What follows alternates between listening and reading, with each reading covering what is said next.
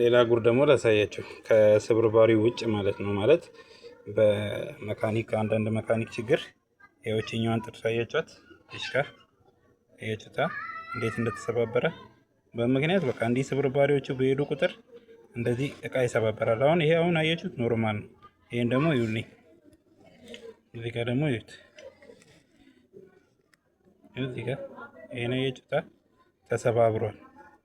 አየ በመካኒክ ችግር ባለሞተርን ባለቤቱን ያው ሌላ ተጨማሪ ወጪ ውስጥ መክተት ማለት ነው።